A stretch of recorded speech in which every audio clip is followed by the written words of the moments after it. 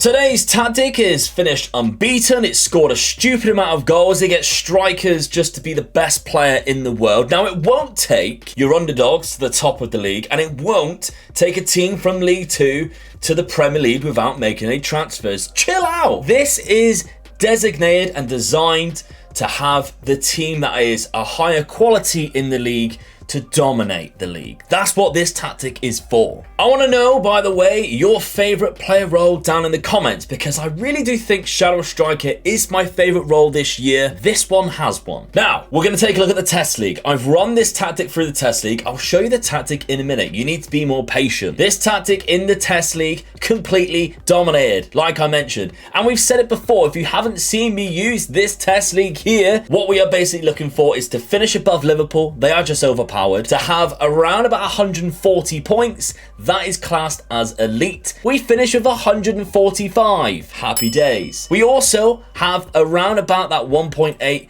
points per game, which we obviously have smashed the 2 points per game there. But look at the amount of goals we scored. Over 33 more goals scored than Manchester United in second place there. And Lautaro Martinez got 74 by himself. Lewandowski was second with 42. Yes, he also had the highest average rating, and the most assists went to both of our players, Çalhanoğlu and Joaquin Correa there with 28 and 25. According to the data hub, the shooting, we are so far above aggressive shooting and a high quality shooting that only one other team is in the same quadrant as us, which is something I've never seen, even on the test league. And although this tactic is very attacking and we are in a league with a load of really good clubs, we are still in the busy defense but impenetrable defense quadrant for defensive efficiency. So you might have a lot of chances go against you, but chances are they're not very good chances. You're pressing so high up the pitch. So the link for this tactic will be down below in the description. And do me a favor while you can. Let's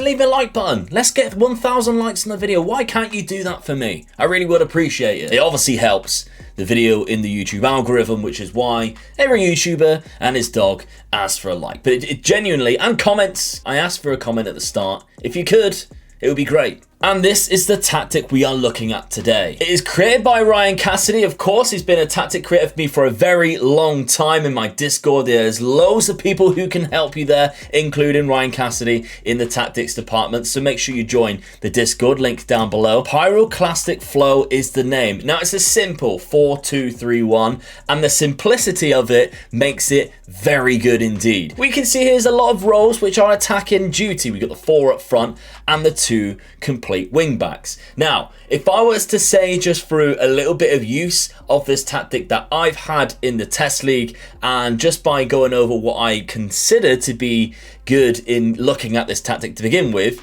you got some key roles. Mainly, that's this advanced forward. This, in every single test that you're gonna see today, is where the goals are coming from. The advanced forward role. And I know it sounds stupid. He's the striker, Luke. Why wouldn't he get the most goals? The idea is that you create the chances for this guy. The whole objective of the rest of the team is to create chances for this guy. So, I mean, we've seen it with Lautaro Martinez scoring the most goals. We've got Lazio here. You wait till you see how many goals Ciro Immobile has scored in just the league alone. The inverted wingers we can see here. I'm going to go for instructions in a sec. The complete wing backs are actually a really important role, as well as the inverted wingers. Because they're inverted, they like to run inside when they get the ball. What that basically does is you'll see them time and time again in and around this area, hogging the areas around the shadow striker and the actual striker himself. It will look kind of like this or like this. And what that basically does is allows a big pocket of space for the complete wing back to be in. And then if you feed the ball to the complete wing back, cutbacks, everything like that, these 3 are in the box to score. That's basically the basic objective of why this tactic is so effective. Now, I'm going to show you a goal scored by our team here in a loss to Dortmund on penalties in the Europa League. So that's a little bit of a spoiler of the results there. But to Dortmund, not bad whatsoever, and only on penalties. It's just unfortunate. It's the luck of the draw, I guess. We can see here, Dortmund are on a counter-attack. They have men flooding forward, and we have just had an attack where we still got 4 guys around their 3 players out on the edge of their box. It looks like we're in a very precarious position. However, if we start running the play through, a bad pass goes to Kozlowski, a youngster in the game. Luka to Andre Anderson, quick passes, and Immobile scores. That is the complete wingback to the inverted winger, to the shadow striker, to a through ball to Ciro Immobile to put in the net. A beautiful goal. And if we take a look at the competitions wise to see how they did, obviously they are knocked down penalties by Borussia Dortmund. They won the Coppa Italia. They beat Inter Milan 4-2 in the final of the Coppa Italia. It's a fantastic win, but not only did they do that, they won the league.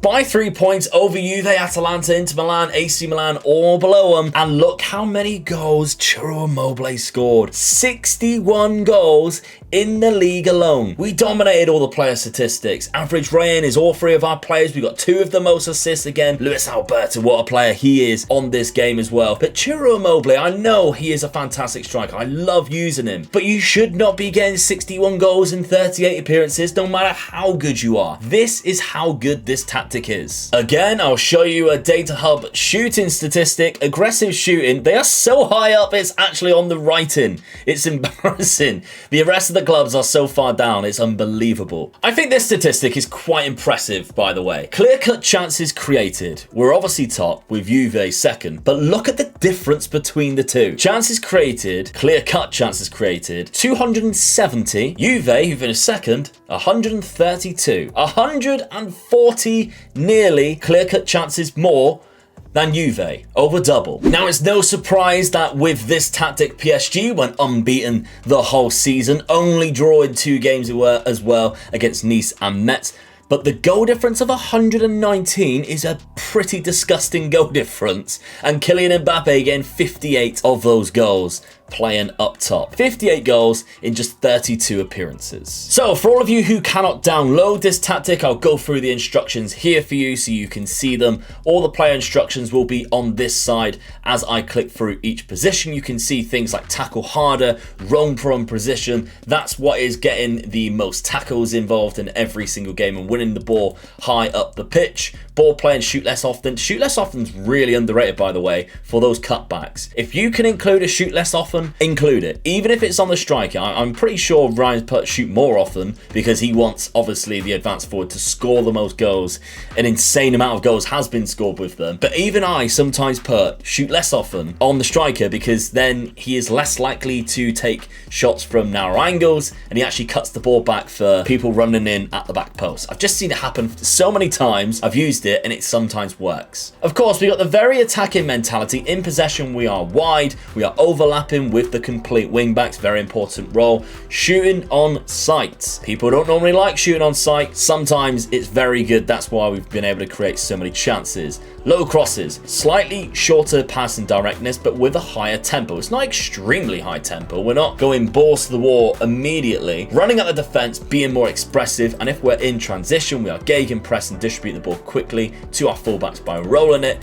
Out of possession, we are much high line of engagement, but with a standard defensive line. Look how much we are stretching the pitch with the bodies. You're going to need a lot of players with good stamina and fitness. That's why you probably won't be able to use this tactics in lower leagues. We're getting stuck in as well. You're going to see a lot of yellow cards, so you're going to have a big squad. I definitely would say get at least 2 players per position, and the trigger press is much more often. What you're not doing though is preventing the short goal kick distribution. You're allowing the keeper to be playing out the ball short, because then that's when you press. When you think about it, it makes much more sense. So there we have it. What do you make of this tactic? Thank you very much once again, Ryan Cassidy, for creating such incredible tactics. Let me know your thoughts and what your favorite player role is, and of course, smash that like button. Really helps me, and I really do appreciate it, and I'll see you on the next one. Bye-bye. Check out that video, by the way. It's amazing.